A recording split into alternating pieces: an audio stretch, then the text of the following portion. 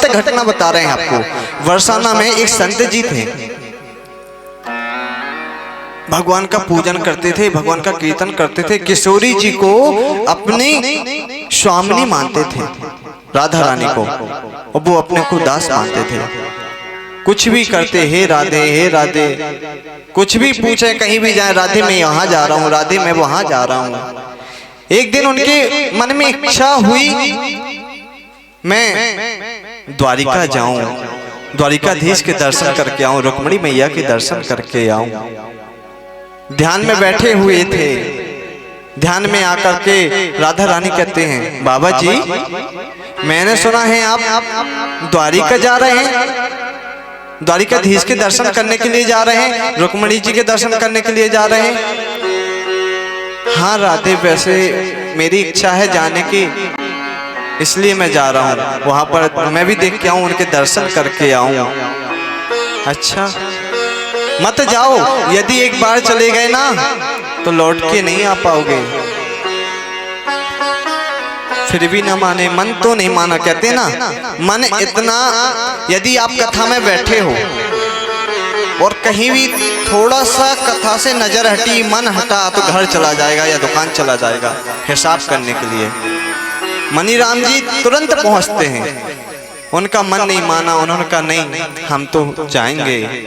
वो चले गए महाराज, द्वारिकाधीश भगवान के दर्शन किए, रुक्मिणी मैया के दर्शन किए, और जब वहां से आए तो वहां जब रुक्मिणी मैया के दर्शन करके आते हैं ना, तो हाथ में एक थप्पड़ लगता है, वो उनके हाथ में लग गया। और वो जब आए ना बरसाना, उन्होंने ध्यान किया, जो आनंद, जो अनुभूति, वह प्रेम की अनुभूति राधा रानी के चरणों में रह करके मिलती थी, वह मिलना बंद हो गई, समाप्त हो गई।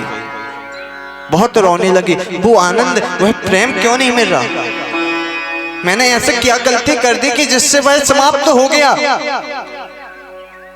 केवल वही द्वारिका वाले, द्वारिकाधीश दिख रहे हैं, रुक्मिणी मैया दिख रही है, राधे जी तो दिख ही नहीं रही, किशोरी जी तो दिख ही नहीं रही।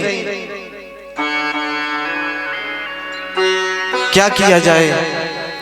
तभी किशोरी जी स्वप्न में आई, ध्यान में आई, कहती हैं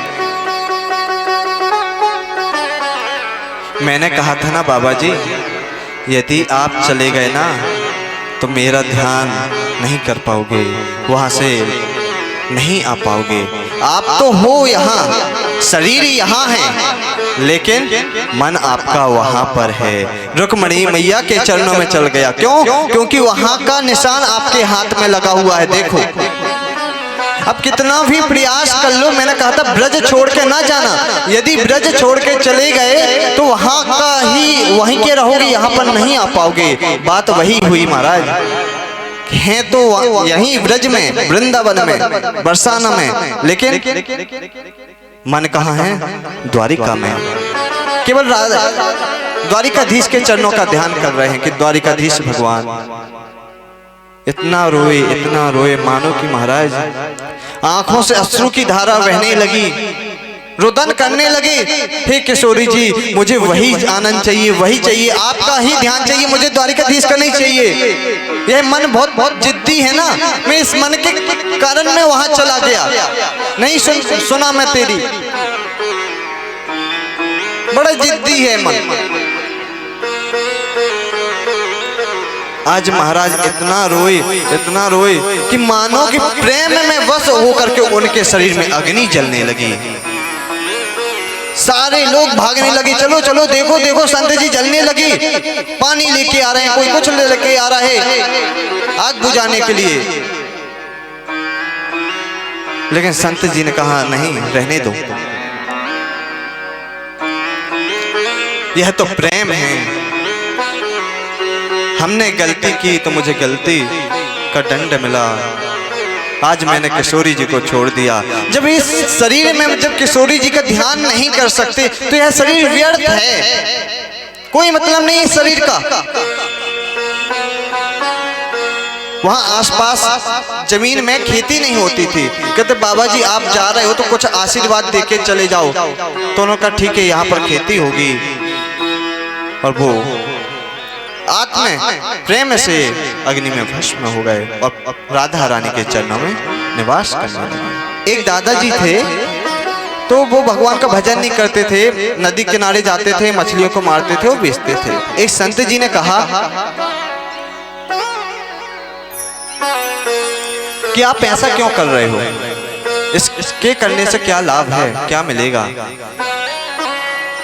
उन्होंने कहा यदि मैं ऐसा नहीं करूंगा तो घर का पेट कैसे पालूंगा, बच्चों का पेट कैसे पालूंगा। अरे तो यह तो पाप करने का कृत्य है ना, आप जो कर रहे हो यह तो पाप कृत्य है। नित्य प्रतिदिन जीवों को मार रहे हो, हत्या कर रहे हो, तो वो आपका पुण्य थोड़ी बढ़ रहा, पाप बढ़ रहा है ना। उसको समाप्त करने की जगह आप उसको बढ़ा रहे हैं। ये उचित है कि अनुचित? कहते महाराज हम इतना नहीं जानते, उचित ना अनुचित, मैं तो इतना ही बस जानता हूँ कि मैं परिवार का पालन कैसे पोषण करूँ, इसके अलावा मैं कुछ नहीं जानता। अच्छा तो ठीक है, मैं इसका एक उपाय बताता हूँ। कहते क्या? आप मेरे आश्रम में आइए, भगवान का भजन कीजिए, कीर्तन कीजिए, जो धन आपको इसमें मिलता है ना वही धन आपको देंगे, प्रदान करेंगे, आप आइए। उन्होंने कहा ठीक है, करना क्या पड़ेगा?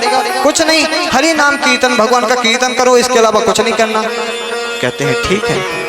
महाराज प्रथम दिन तो जल्दी पहुंचे, द्वितीय दिन भी थोड़ा लेट पहुंचे, तृतीय दिन तो पहुंचे ही नहीं। संत जी ने कहा क्यों नहीं आए, क्या कारण है? कोई कारण होगा इसीलिए नहीं आए ना, विचार करते हैं। संत जी ने पुनः जाके देखा कि पुनः वही काम कर रहे हैं। क्या? मछलियों को मार रहे हैं, बेच रहे हैं। संत जी ने पुनः जाकर के कहा बेटा यदि तुम अपने अवगुणों को नहीं सुधारोगे तो तुम्हारा मोक्ष कैसे होगा, तुम्हारा मोक्ष कैसे होगा। इसलिए अपने अवगुणों को सुधार लो। भगवान से कहो हे प्रभु मेरे अवगुण ना देखो, हे ठाकुर जी मेरे अवगुण ना देखो।